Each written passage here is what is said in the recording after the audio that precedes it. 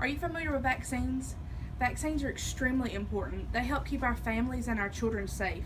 There's a wide range of vaccines, from pediatric vaccines, which are children, adult vaccines, and travel vaccines. First and most important are our children. Here, it's not required in the United States to vaccinate our children. Some parents choose to vaccinate, some parents don't vaccinate, and some parents cannot vaccinate because their child's immune system will not allow it. Our school system here in Alexander City requires a blue slip, which is an immunization sheet provided by our doctor, stating that our children have had their immunizations and are okay to start school. HealthyChildren.org says vaccines work, vaccines are safe, vaccines are necessary, and vaccines are studied. Vaccines are safe because they've helped keep our children safe for the past 50 years.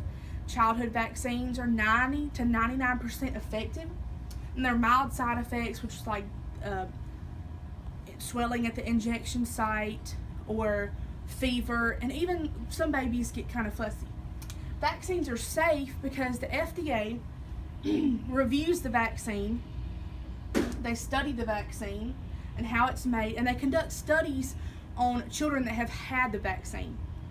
Vaccines are necessary because our pediatricians, most pediatricians around the world, believe that children should be vaccinated if they're able to be vaccinated.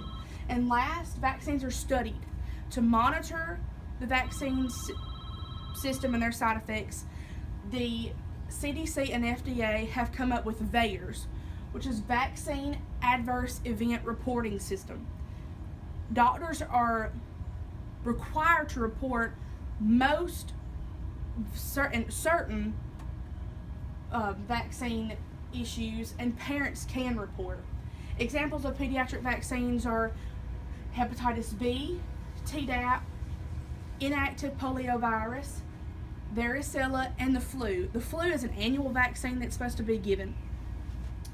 Vaccination guidelines are followed by pediatricians that is a schedule to administer and when to administer. They have to be given in certain windows to work. The amount of pediatric vaccines has increased from 10 in 1987 to 36 to 38 in 2013. And here this shows that how they've changed over those years. It's crazy, but they're needed, and it's helped our certain viruses and certain diseases become dormant again. Next are our adults. Adults need vaccines too, and again, like pediatrics, they're safe, they work, they're necessary, and they're studied. According to the CDC, some adult vaccines are hepatitis A and B, HPV, human papillomavirus, measles, mumps, and rubella, Tdap, which is tetanus, diphtheria, and pertussis, which is whooping cough, and the shingles. The first one is the Tdap. It's given to people that come in with an injury most of the time by a metal object like tin, screw, something of that sort. And it's advised by OBGYNs for their pregnant patients and their families to receive this. As far as the whooping cough goes, pregnant adults can receive this between 27 and 36 weeks of gestation. The second one is the shingles. The shingles are a painful rash to one side of the face or body. The shingles vaccine can be for any adult, but insurances don't normally cover it until you're 65 or older. Symptoms include blisters, fever, the painful rash, obviously, fatigue, upset stomach. Children, if you had shingles or chickenpox as a child, you're more susceptible to get the shingles as an adult. The shingles vaccine doesn't prevent the shingles, but it lessens the severity of it. The last is the flu. The flu is an annual vaccine. They come up with they test the strand from the previous year and they come up with it for the next.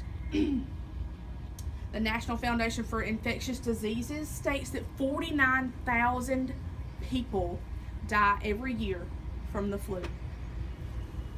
Last, who doesn't love to travel Everybody loves to travel. Many people travel for pleasure, work, and even mission trips for church overseas into countries that are less fortunate than we are. Many people opt for travel vaccines to help prevent diseases from coming into our country, and they protect you in areas that are at risk for these horrible diseases. A few for travel vaccinations include the typhoid fever and the paratyphoid fever, yellow fever, and the yellow fever vaccine is made from a weakened yellow fever. It's the CDC states that it's recommended for people 9 months and older if you're traveling to or living in areas that are susceptible to yellow fever. And then there's malaria. Malaria is a 4 series vaccine that is given but doesn't have a high efficiency rate. The risk of taking vaccines are detrimental to your health. It may eventually cause death. Vaccines are so complex, there's no way to show everyone, but it's very important that you and your family are familiar with these vaccines. There are always literature out there, but if you ever have any questions, don't hesitate to contact your local physician or your local pharmacist. They're always there to help.